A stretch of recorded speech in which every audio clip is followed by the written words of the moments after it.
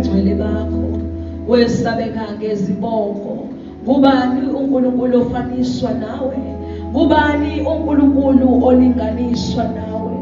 Father God, sizikhethelele thina ukuzohlala enyaweni zakho and fellowship with you. We love you, oh God. We honor you. We reverence you, oh God. Sithi phakama this morning, oh God. Oh, we appreciate you, oh Heavenly Father.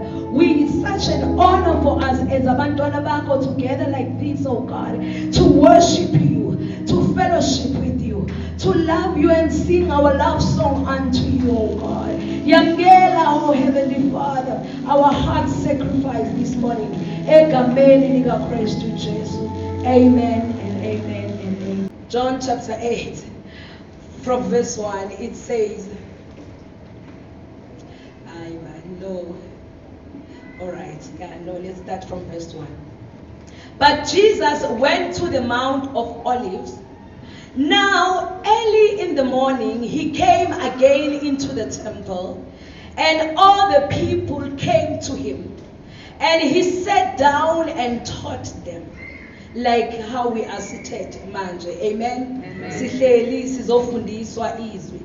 Sunday school teacher ngicela umanage lo up and down. Mase uyisikhathi sezi nje. No up and down. Amen. Now verse 2 it says, then the scribes and the Pharisees brought to him a woman caught in adultery.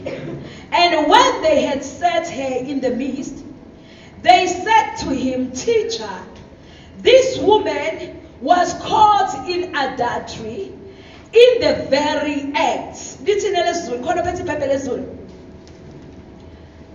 Now Moses in the law commanded us that such should be stoned, but what do you say? This they say, testing him, that they might have something of which to accuse him. But Jesus stooped down and wrote on the ground with his finger, as though he did not hear. So when they continued asking him, he raised himself up and said to them, he who is without sin among you, let him throw a stone at her. Anyone with a Zulu Bible? Amangis. Okay. Number 8. And again, he stooped down and wrote on the ground. Then those who had it been convicted by their conscience went out one by one, beginning with the oldest, even to the last. And Jesus was left alone, and the woman standing in the midst. When Jesus has raised himself up and saw no one but the woman, he said to her, pay attention to these words. Amen. I want you to pay attention to these words. He said to her, woman, where are those accusers of yours? Has no one condemned you? I'm going to read that again. uJesu uthi labo wesifazane, woman, where are those accusers of yours? Has no one condemned you? She said, no one, Lord.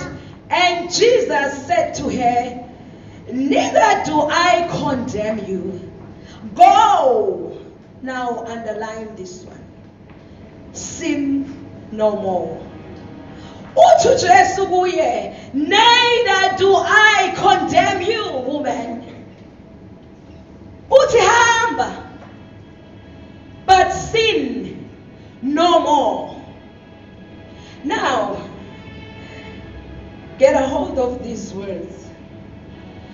Woman, where are those accusers of yours? Has no one condemned you? Aphendule lo wesifazane athi, no one, my Lord. uJesu athi kuye, neither do I condemn you. Go, bese athi, sin no more. Awukuthi uNkulunkulu oma nomuntu. uNkulunkulu oma nomuntu. That's my topic for today. Ngifuna sibheke indaba uNkulunkulu oma nomuntu. This passage of scripture that we just read. Owesifazane ophingayo obanjiwe wabanjwa right in acts oqotsheni, bayambamba bayamthatha bamusa kuJesu ngokomthetho kaMoses. According to the law of Moses, it says if anyone is caught red-handed committing adultery, she or he must be stoned to death. That's the law of Moses. But iyangixaka mina le ndaba church ngoba sekulethwa umuntu oyedwa, umuntu wesifazane. Uphi lo kade ephinga naye? Amen. Uphi lo abanjwe naye oqotshweni? Uphi? Sekulethwa umuntu wesifazane nje esehambe sezobekwa phansi, thiwa simbambile. Simbambe ephinga Jesu. Seberede ukudla bamqede. Uthi uJesu response yakhe. Ngiyani futhi iBhayibheli lithi wenza nje ngathi akabeheza ukuthi bathini. Wabethatha umuno wakhe nje wayidrokshela phansi. Uyazi abantu uma bevutha beshiswa yinto. Beshiswa bewumlilo. Baredi ukumbulala. Baredi ukumkhanda ngamatshe afe. Kodwa uthi uJesu, okay, ayingeniswe. Is anyone among you ongenasono? Akabe uyo zoqala cast a stone to this woman.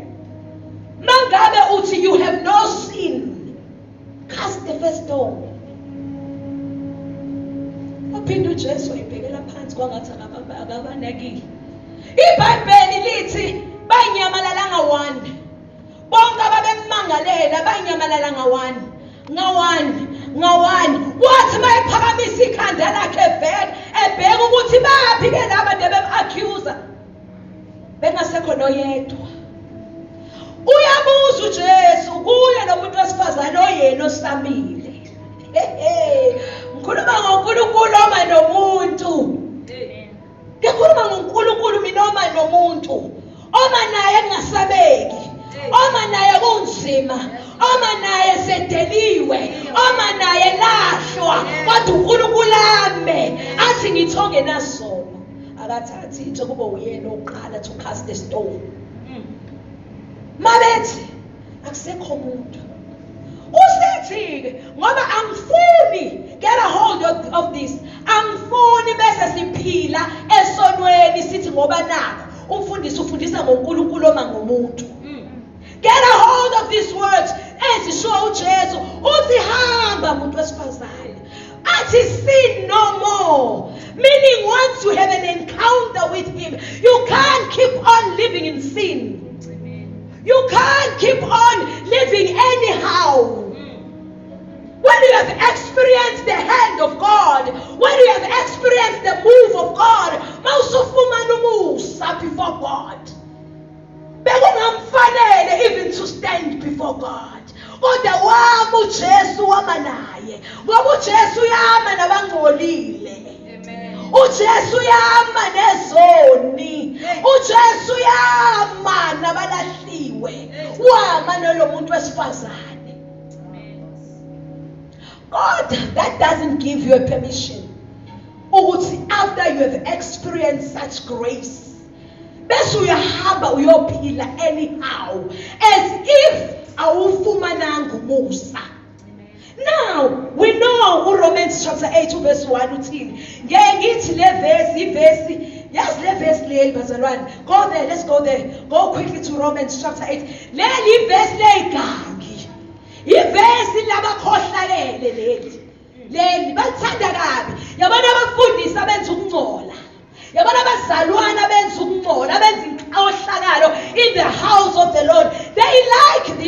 so much. Let's go and see what it's in.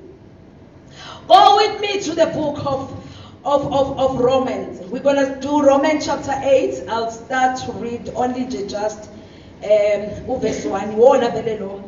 Sine ngizokhuluma kuze kube kangaki. Angimiyekela usine ngoba kushuthi impela umoya ukamhambeli. Sisinele cela ungizame. Sengikhala kuwe ke manje sisinele. Usine ubela lokho engifumbathisa amathishi kuka manje. Hoka. Ngacela ngathi ngicela indwangu. Akulutho ke Romans chapter 8. Verse 1 uthi there is therefore now no condemnation to those who are in Christ Jesus, who do not walk according to the flesh but according to the Spirit. Leli verse leli ubona igebengu ephakathi endlini kaKristu zilithanda kabi le verse. Umuntu aganga enza inkohlakalo bese athi akusekho ukulahlwa ngoba kuKristu Jesu. Amen. Agcine lapho ingwenye vele ikhotha uverse 1 kuphela. Chabo musu kusilandela uverse 1 kuphela. Iyaqhubeka indaba ngoba la siyambona uMapostle Paul is challenging the believers in Christ to behave in a manner consistent with their new position of righteousness. Amen. Leli verse uMapostle Paul ufundisa ngalokho, but no abazalwane besikhathi ingcezu zesikhathi they only take Romans chapter 1, sorry Romans chapter 8 uverse 1 kuphela bagcine lapho. Ayigcini nje lapho ukuthi akusekho ukulahlwa abakuKristu Jesu. No, liyaqhubeka likhombisa indlela umntwana kaNkulunkulu okumele ayiphathe ngayo. Amen. Can I hear amen in the house? Amen. I know amen namhlanje uzocipha kunandaba. Noma athoma phela iservice asangithanda kunandaba. Kodwa ngizolisha iqiniso. I will stand in season and in out of season and teach the true word of God.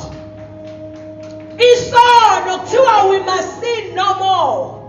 Sesifumana umusa. Bathanda kabi ukuthi sesiphila kwisikhathi segrace. I-grace doesn't mean you must sin. Amen. Umusa kaNkulunkulu iBhayibheli lithi ungawenzise umusa kaNkulunkulu. Amen. Amen. Amen. Amen. Are you with me, church? Amen. Woo! Mayala kazaya, shalala masoyata. Hey, you know, lately, isikhathi esiphila kusona bantwana bami, siphila kwisikhathi. I would say, if I go back with church history, I would say we are in the medieval church period. The medieval church period was a dark age period in the early church. There was a Kuba during those times. It's as if back to that dark age period. Kudala during that time, kwakuthi mangabe wonile unobubi wena wenzeni wawuba unemali ukwazi ukuya kumpriest wesikhathi wawazi ukuya kumfundisi wakho ukhokhele ukuciphiswa kwezono depending ukuthi unamalini esikhwameni. Izono zakho zayikalwa at that time bese kuthiwa uzokhokha imali engaka because wena wenza inkohlakalo engaka. Bese bayiqeda ukuthenga inhlambuluko umuntu ahambe ejabulile athi izono zisusiwe ngobani ukhiphe imali. There was that period in the church babephila kanjalo. Wawungasabi nje ukona wawungasabi nje ukuphila noma kanjani ngoba uyazi ukuthi unayo imali ezokwazi ukuthi ikukhokelele izono zakho ukuze ithethelelwe. And iyangixaka mina leyo ngoba is not in my word. Alikho eBhayibhelini lami ukuthi babeyithathaphi the early church ngoba uyedwa umuntu okwazi ukuma phakathi komahluleli athethelelwe izono ahlanzwe uJesu qha. Igazi leundlu qha, akunamali yakho engahlanza izono zakho. uJesu igazi leundlu athi woza noma zibovu izono zakho umdaka athi woza ngizokuhlanza ube mhlophe njengoboya bemvu. And edala during this period that we call a medieval church period, wawuthi umntanakho nje mawuzale efamilini rich, umntanakho wakwazi ukuyomthengela isikhundla. And mayomthengela isikhundla sontweni ufika nemali uyathenga. Uthi ngifuna umntana amabe ubishop. Ukhipha imali, aqualify kwangabizwa. Hayi, noma ungabizwanga man. Noma ungabizwanga noma ungenayo lento yaphezulu. Back then you qualified as long as you've got ching. And it's as if you find people bathola ikhundla in church simply because tithe yakhe is bigger than anybody else. But qualify our tithe today to take up a position. Umbone umuntu aphilisa okomhlwembe on the outside, but in the house of the Lord uphatha isikhwama sikamfundisi simply because tithe yakhe iqumbile. Exactly like how it used to happen in the dark age period during the early church. They will buy position. And now kuneyikhathi esiphila kuzona uthola ukuthi abantu cause kwakuba ne hierarchy during the medieval church. Wofika uthole kuqala kube ama deacons or ama monks ne kusuka istage silandelayo bangabe ukuthi umkhudlwana wawuba yipriest ne after priest kwakuba ama bishop or ube assistant bishop. After assistant bishop kwakuba no archbishop. Isikhundla sasisikhulu bese kuba khona isikhundla esikhulu kakhulu esidlula zonke izikhundla ezikhona esontweni wawuba upope. Now bese wena ngoba unemali ufike imali yakhe yazi ukuthi ungenaphi kule hierarchy imali yakhe inkudlwana ungaphuma lalela ungavuka kusasa uvuke usubishop. That's why today you find umuntu usanda qala ibandla lino 2 months use uapostle apostle umnandi mos uvuke oh okay it's as if bantwana basekhaya we're living in that period again. And it's amen. And it's inqaba nathi Nkosi.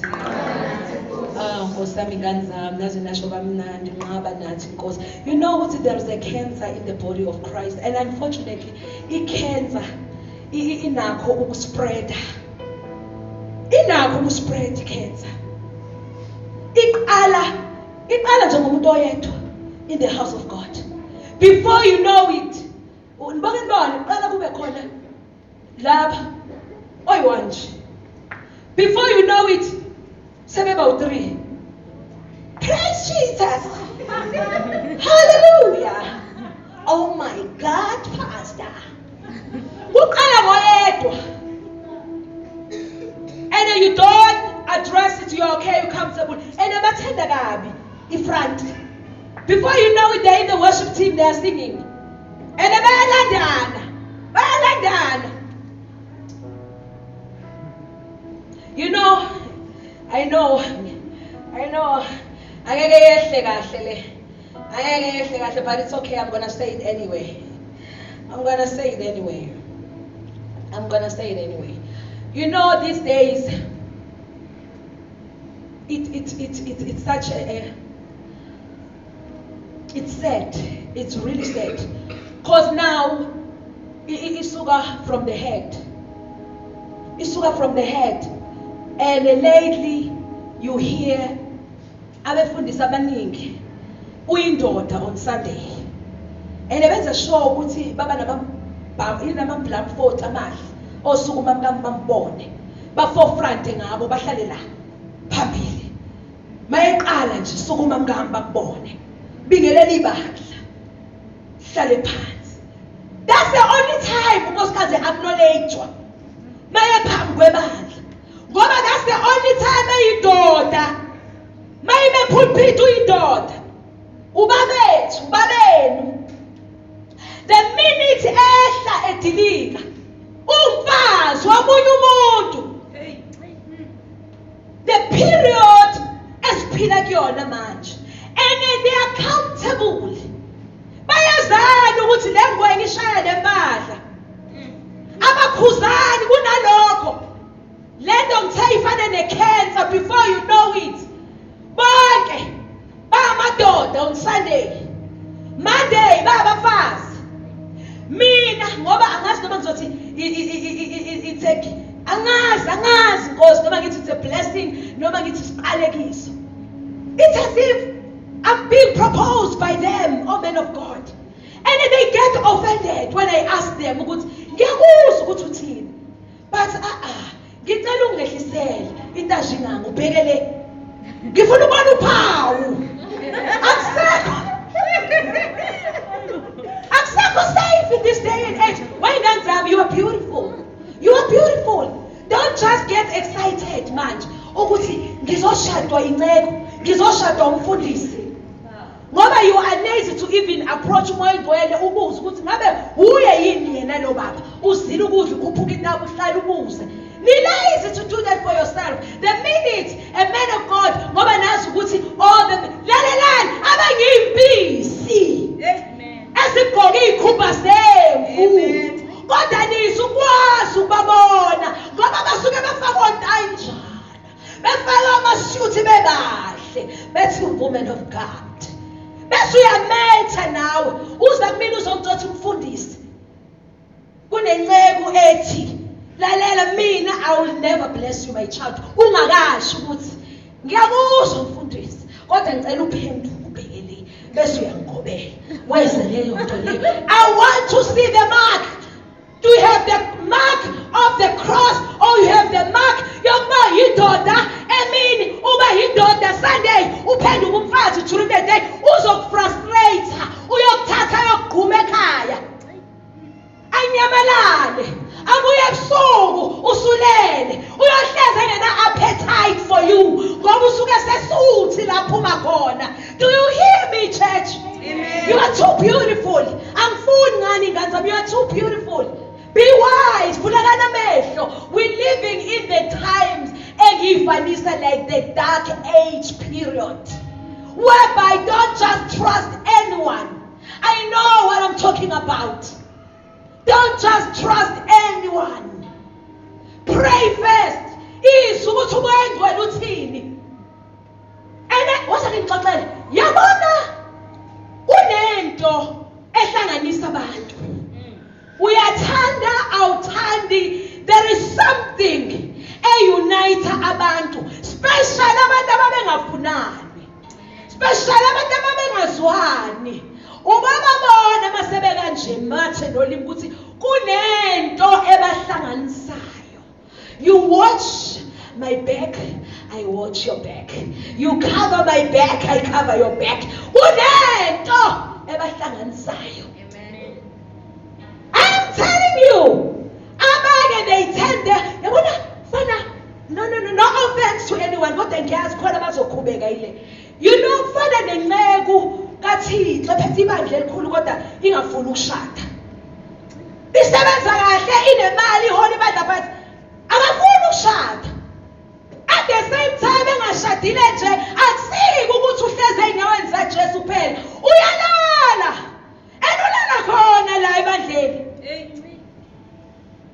Amithise le agqibe afihle. Nawe nganakho inceke ufike nawe ungqibise. Nigqibisane ngoba nawe unokwakhe akwazela bona. We cover each other, we protect each other. Says not accountable in sin. That is namahloni. Ngiyagoba ngakusasa ngivuke ekseni and come and stand and say glory to Jesus. Mawuthi uyababuza. Mawuthi umuntu uyambuza ukuthi hayi man nathi inyawo zakho seyithanda ukucheka. Hayi alihoshe leli verse Romans chapter 8 verse 1. Uyizwe inceke indoda kaNkulunkulu indoda kaThixo. Ithi uyamjaja. Ayithi nathanda ukusho njalo. Masikukhuze entweni wrong. Oh no judge. Don't judge me. Asikujudge. Kodwa mina asifuni uye ukulahlwa ukuthi uyithonile lento. Asifuni ushe. Because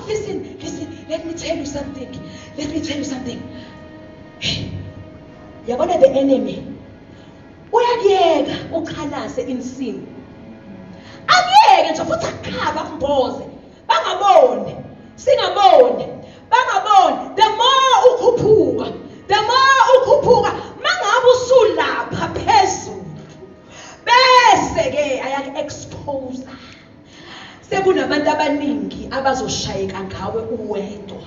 Wenze njalo ke nje uSathane. Uyakuyeka ibandla amathatha enqa. Yabona mawunenkinga wazi ukuthi unalesono lesi osifihlile. Unalento yakho nje kwaziwa ukuthi sekweyakho nje manje ke. Uloku uyivikela uzokuyeka. Akuyeke elikhulu ibandla. Uphu Sisithembi.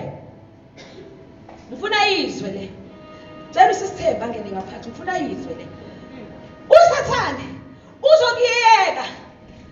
Usihole kwindumiso, sitshele, sibe comfortable, sithi fall in love with you.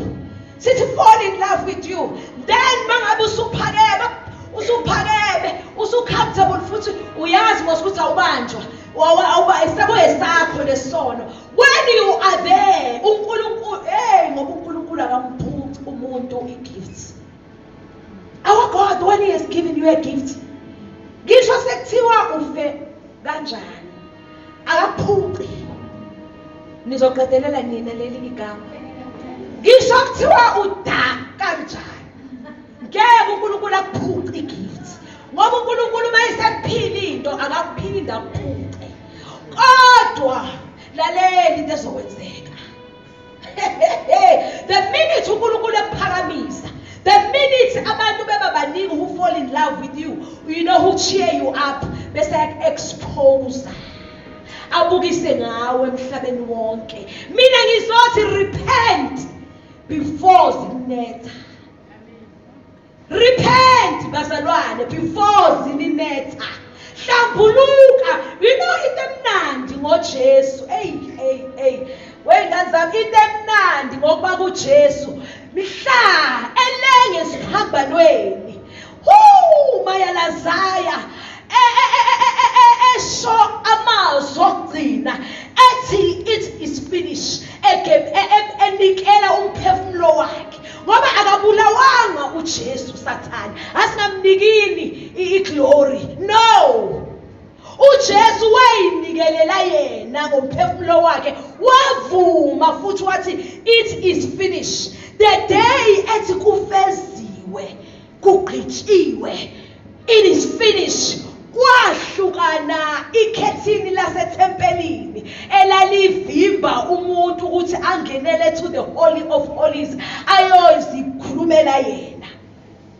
Wathi uJesu methi it is finished, lelo khethini eliyiveli ladabuka phakathi lasinikeza iaccess thina abantwana bakaNkulunkulu ukuthi ke manjena ke angisadingi ukuya kumpriest, angisadingi ukuya kumfundisi, sengiyakwazi ukuyiyela mina kuJesu esihlalweni somusa ngiyokhala ngithi Abba Father. Usuyakwazi ukuyiyela esihlalweni somusa uguqe ngamadolo and repent before God. iBhayibheli lithi uma uyivuma zonke izono zakho ulungile ukuba kuthethelele kuzo zonke, akakhethi ukuthi lesi siyihlazo kakhulu. No, ukuthethelela kuzo zonke akushiye umhlophe njengomoya bewu, akushiye uyiphunga elimnandi, akushiye uyiphunga halamakhazaya hayalahayi. Jesus, repent bantwana basekhaya. Kubuhlungu ukuhamba nezinto ezikhalayo. Kubuhlungu ukuthi uyadumisa kanti khona okukhalayo emva kwakho. Kubuhlungu usuthi usulapha uyashumayela kunezinto ezikhalayo ngemumva ezithi lalela wena ntshontsho 10,000. Lalela wena wabulala sikakhohlwa. Lalela wena untshontsho ushukela. Lalela wena untshontsho 5 rand ephesini lamama. Asikakhohlwa ukuthi wenzeni. Uvuke mapha amashiti. Asikhohliwe lapho you want to worship and worship God in truth and in spirit. Usabathe ikhaya oyifihlile ngaphandle. Umnandi mawumntwana kaNkulunkulu, zendlale zonke noma zibovu. As long as uyidlala kuyena umqalisi nomphelelisi wokholo lwakho. Ukhale kuye uJesu. But nikhale endaweni eyirong. Nikhale endaweni eyirong.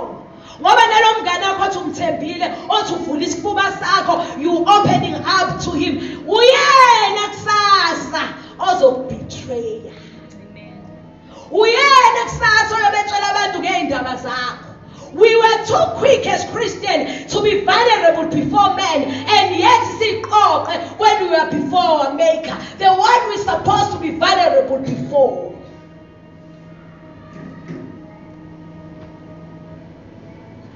Ingakho bechomana nje. Ingakho bechomana. Tommy, angithi vela ngekho uzokwazi ngalento yethu Tommy. Tommy yazi mawungangibhayi nami ngeke ngibhayise Tommy. Ngibecome abobhuzu. Ene manje isono. Hayi manje sinesikhathi la sikhala khona. Uyayazi imbuzi mawuyifihle ngemuva izohlatshwa yazi ukuthi izohlatshwa. Nathi la khona ingasabambeki. Lapho akusakwazi ukuthi ishilo imbuzi. Simangale singomakhelwane ukuthi besingathi usindisiwe nje umakhe. Kwaze kukhale before you know it. Hey. Hayi. Esatiyeti. Esa work. Esa invited. Esa ask, esa come, esa chow. Esa say, Father, this is clean. Me hungry. Me eat. Mayala kazaya shanalazia. Let's quickly go to Philippians chapter 3 verse 12. There's something I want to show you. Go quickly to the Word of God, book Philippians. I am going to my Bible student thing now. Next to Colossians, chapter 3. Because there's something I want you guys to get a hold of. 12. This is very interesting.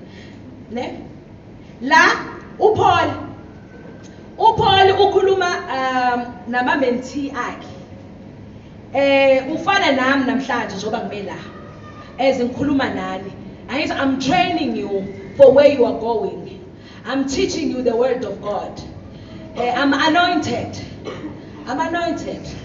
to train you for your destiny.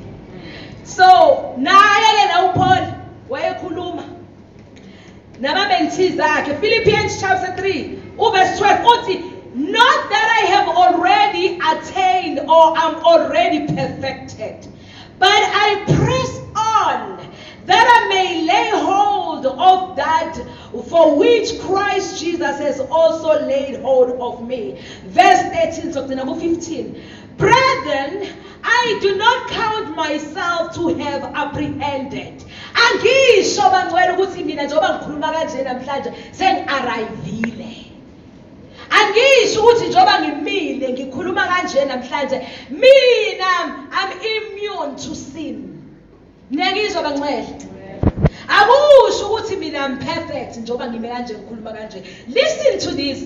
Sikhuluma la ngoPaul, umuntu obhale incwadi ezi-powerful for ibandla. Ukhuluma kanje uthi bangcwele, I do not count myself to have apprehended. Namhlanje sithi u-arrivile, u-achievile. Uthi but one thing I do, forgetting those things which are behind and reaching forward to those things which are ahead, I press toward the goal for the prize of the upward call of God in Christ Jesus. Then verse 15, I say, therefore, let us now, as many as are mature, have this mind, and if in anything you think otherwise, God will reveal even this to you.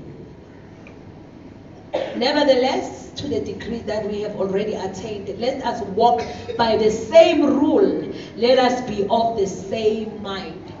Whose mind? Mind of Christ. Lento bantwana basekhaya iyasetshenzwa. Yabona lento, yabona get a hold of this, church. Get a hold of this. This will help you.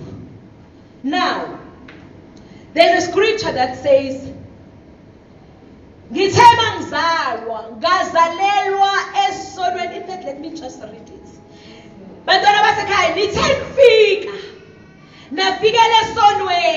Get a hold of this. Because of Adam. Nathi siyinzalo yakhe automatically masifika la emhlabeni sifikela esonweni. Amen. That's why oh my God. Oh Jesus. Lento it gets activated. Ivele ikhona. Na yizwe ngizamchazela. Isono sikhona kithi sonke la. Ngabuya ikhohli ithotha kanasona usho njalo ubani u1 John 1 and that's what maybe let me start ngayo 1 John chapter 1 verse 8 to 10. Let's start there. 1 John ungalethu wathi egcineni quickly, let's just go there. I want to show you this. Get a hold of this. Get a hold of this. This will set you free. 1 John chapter 1, I'm there. When are you there? Say amen if you are there. 1 John 1 and then verse 8. It says, if we say that we have no sin, we deceive ourselves, and the truth is not in us.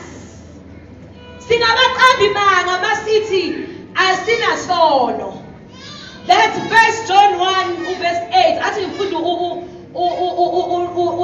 or 10.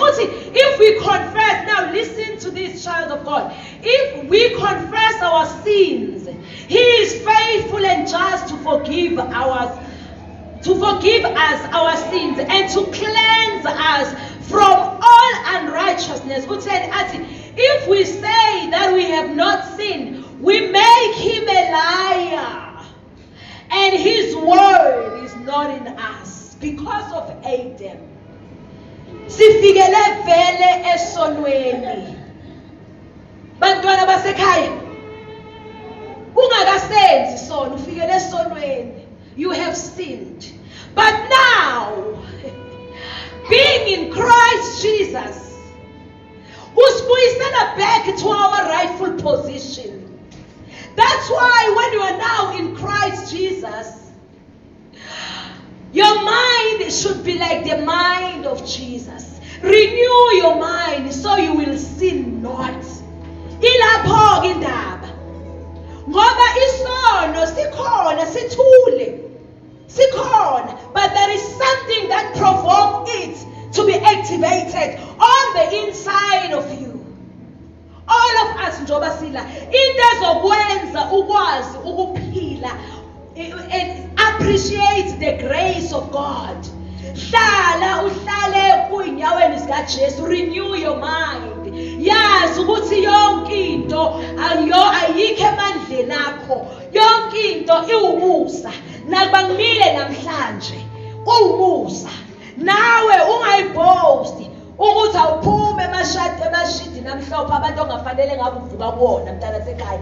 It's the grace of God. Take me and remove the grace of God. Ngabe ngimoshile.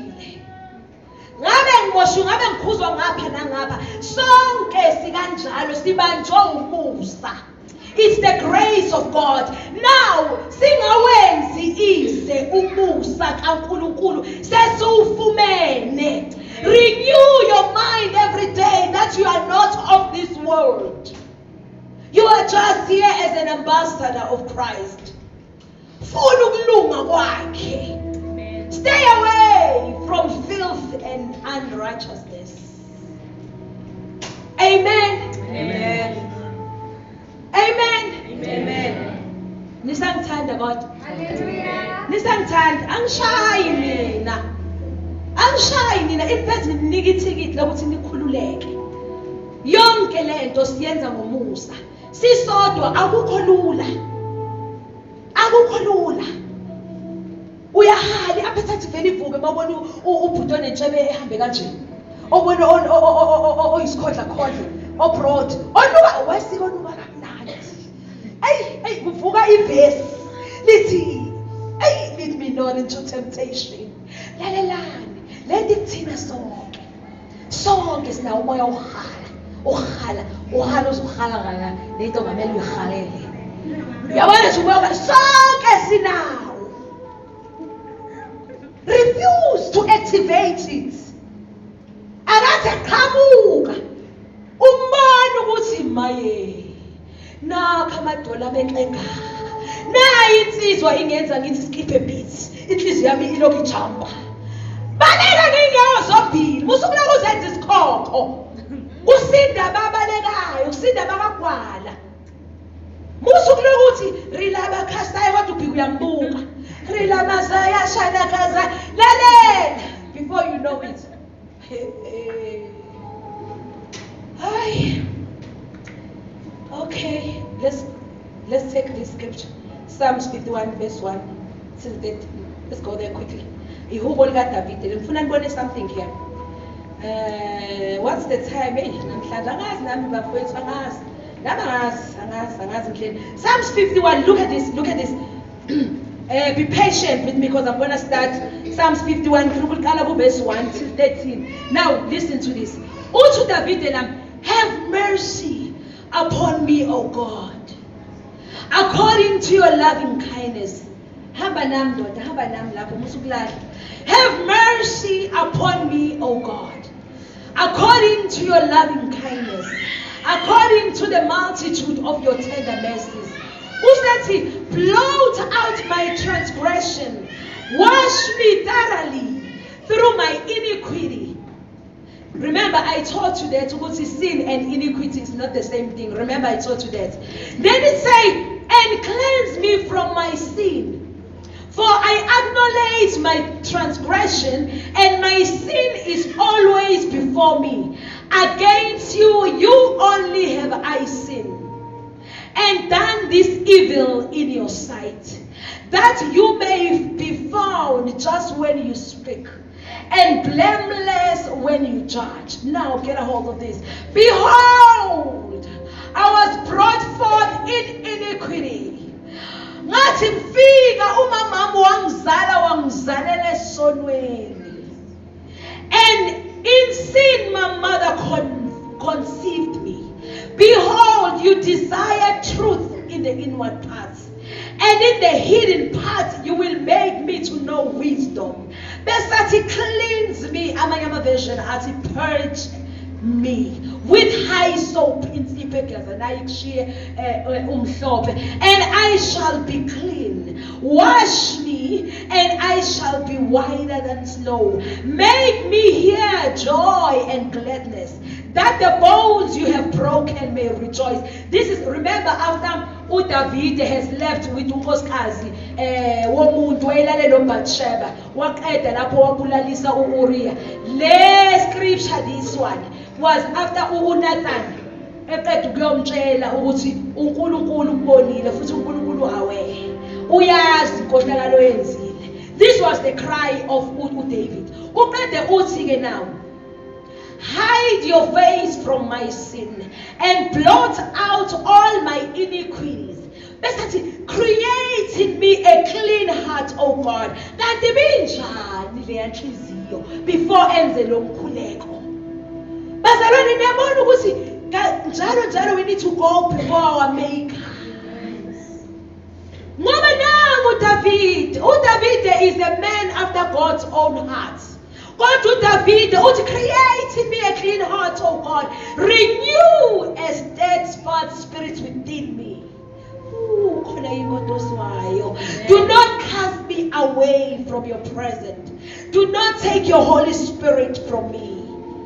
Restore to me the joy of your salvation, and uphold me by your generous spirit.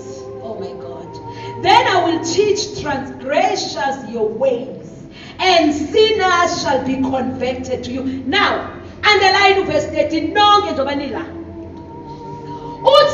Then I will teach transgressors your ways, and sinners shall be converted to you.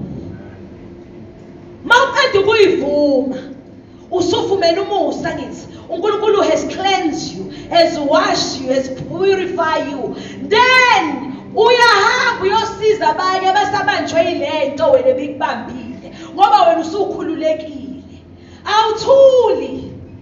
Amen. That's how we grow. Awuthuli masukhululiwe uyama. Hey bazalwane, mangantshela I used to be a shopaholic. Yazi shopaholic le othi mawuthenga impahla uzuyifihla uyifake ngewindi ungafuni babona ama-plastic. I was like that. And I will chow even imali yethi yokweshumi. Ngangidla kwayona imali kaJehova. Mase ngisibonile isikhathi kwakungathi siyakhala sifuna mina. You know, and lento bantwana basekhaya. Ake nisukume nime ngeenyawo.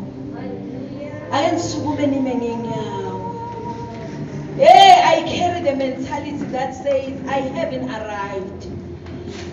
No matter of what is God is doing through me, but ngimncinyana before God. Like I'm telling you right now, into engenza ngikwazi ukuma boldly ngikhulume ngalento ingoba ngubonile umusa wakhe kimi. I am not saying I am perfect, but what I'm saying is vuma akusize, vuma kuye your weakness. Wena wazi ukuthi lento esakunqoba. Ayikho into ebuhlungu njengokuthi sikikizele sikushadise sikhiphe usigqoke ingubo yakhe emhlophe ngiyokhenda over to a man of God who've been praying and fasting for unkosikazi athi mayefika nge-honeymoon akusekho lutho. Mantombazane ami, you are beautiful. Yabona lento ngisho from the bottom of my heart, ayikho into emnandi njengokuyigcina. Musu ukudayisa ngezibulo lakho. Keep yourself for your husband. Ngiyazi manje ababathi uyadliwa zintuthwane ubani wathi uzoshada. Wait, ubungaphisani uncishane ucabanga ukuthi uyokushada. Ubani wathi uzoshada lalela. UNkulunkulu sees the heart. If it's your desire to get married one day, God will bless you with a good man. Ongeke adlale ongeke futhi akuhlukumeze. Hlala ingakakuniki hlala. Musukhohlwa iwash. Khohlwa inhloko. Isikhathi sikaNkulunkulu asifani. Noma ungayireach calendar sis, yes. Noma bangathi usugugele ekhaya. Usu over 31. It's okay. Lithini icebo likaNkulunkulu eliphelele ngempilo yami? Akwenzakala into ngoba nanokujaha izinto ufuna ukuyongena ezintweni uNkulunkulu angandifakile zona. It will cost you your life. Ngenzami impilo yobungcwele iyadlisela. Ake nginikhohlise. Impilo yobungcwele it's in style. Mfundisi Psalms 24, verse Psalms 24, verse 3 and 4. Psalms 24. This is my last scripture to you. Psalms 24, verse 3 and 4. Uthi, oh Jesus. Who may ascend into the hill of the Lord? Who may stand in his holy place? Now listen to 4. He who has clean hands and a pure heart, who has not lifted up his soul to an idol.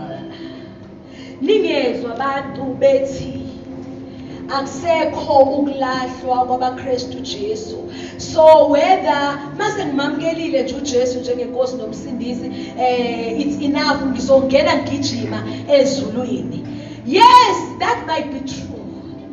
Uzovela ithikithi lethu longena ezulwini ukwamukela uJesu njengenkosi nomsindisi, but uzincisha the privileges zokuhlala naye. The manifested presence of God akuvakashele azoshiya imessage kuwena athume ube isigijimi sakhe akahleli nombani Bayasakhohlisana-ke basithi yabona-ke khathi-ke ngishumayela-ke manje. Baningi abathi Nkosi Nkosi ayobaphika athi anginazi. Obani nali verse 3, who may ascend into the hill of the Lord, who may stand in his holy place. Sizongena impela sonke ezulwini. Kodwa let me tell you, ngokwemisebenzi imqheletha izukulingana, ukuhlaliswa kwethu akuzukulingana. Angifuni-ke ngane zami sengihlele lapha phambili, sengiphakamisa izandla zami ngithi kuyigcwele ngithi ngiyacinga. Hey, ngingabona noma i-drag lasililele lede ngile ozo usurgundile bagcwele. You know, on Thursday I had such an encounter. I was in an office emsebenzini. Kufika one of my dear sister in the Lord. As we were engaging, there was an outpouring of the Holy Spirit. Yabona mhla uMary ehlangana no Elizabeth. Kuvumbuka into eziphakathi connecta. Ugcobo lweingane ziphakathi zinyakaza zijamba. Kwenzakala into enjalo. As we were engaging, we started praying in tongues, praying. Before I knew it, I was just crying because once the person manifested and I get so overwhelmed, laughing in the spirit. The whole time she was just laughing in the spirit. And I was just crying. I was like, Lord, what's happening? What's happening? I'm at work. And let me tell you something. Yena kunesphiwo to see izinto. Before I know it, that Thursday night, I had a dream. I won't say the names because some of you know this lady. I had a dream. I am seeing this woman. Uyakhala ngizombona. She's crying in the dream. And I keep just a plastic about them contain ice cream. Mangithi phakathi kugcwele into emnyama. Uyahlanza lento emnyama. Uyangikhombisa yona. Mangibuka bese immediately I just pray over her. As I am praying over her, I'm saying go and see the doctor. Go and see the doctor. You are not yourself. You know, ahamba yakadokotela. In a dream, ngenkathi sahamba yakadokotela ngithola i-call. Ngithola i-call from her daughter. I-daughter yakhe yangifonela iyakhala. Mayikhala, Mampume, phuthuma. Immediately I freaked out. Because to me, uma wakhe ngigcinane naye eyakadokotela. Now, sengithola i-call ethi angiphuthuma and uyakhala. To me, I was like, oh, she's dead. Mangena endlini. Listen to this. Ngiyangena endlini ngifica. Ngibona yena, the daughter who's just called me. She's crying. Next to her, there is another woman who is standing by her. And bese ngimemeza igama lamawakhe. Ngimemeze lapho ngiyababuza kwenzakalani abasha. Ngingene wonke amakamera, ngiqala ikamera lakhe lamawakhe akekho. Ngiphume ngene endlini akekho. Ngiphume ngene endlini akekho. Kwenzakala ngimemeze ngingamtholi endlini kwakhe. I woke up. I was troubled. First thing mangifika emsebenzini, usually ngiyaye okunye ngi-overlook as like, it was just a dream. But on this one, ngimthumelela voice note explaining exactly what happened. Guess what? She just cried. Mayekhala uthi, it's exactly what God showed you. Awungitholi in my house because I have moved out. I have packed my bags and I left. Yes, I'm from the doctor. I went to the doctor because when I started hoping, I just needed sleeping tablets to help me get through the nights. Things are bad. Things are not going well. I was like, it's so accurate. That dream that God showed me, it was so accurate. Anything manje ukuthi ngishiye my daughter no aunt. As I was walking in, lo muntu osifazana omnyela kusho ukuthi aunt and the daughter. Ngibringa yonke indlu ngoba akasekho ishini indlu yakhe and left ukuyohlala ngoba kuna peace kulendlu. Bantwana basekhaya, uNkulunkulu uyahlalelwa kuze akuhlalele, ambule izinto before zenzakala. Uhlalela kanjani uNkulunkulu? Uthuma abanjani? Who may ascend into the hill of the Lord? Who may stand in his holy place? He who has clean hands, he who has pure heart.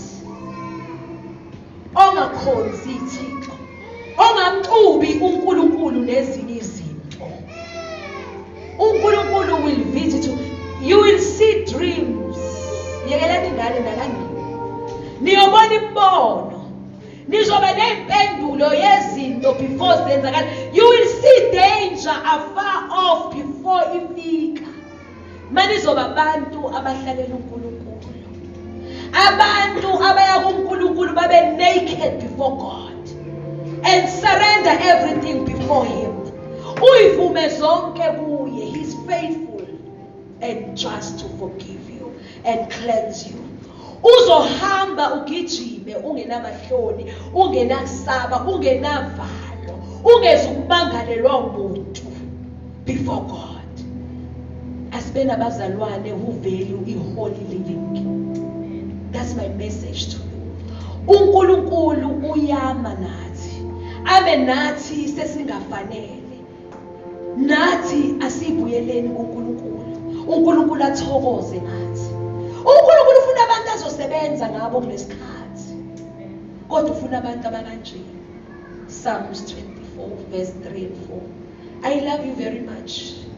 Ukhona kule ndawo, let's close our eyes. Ukhona kule ndawo simfundise, ngiyamdinga uJesu empilweni yami.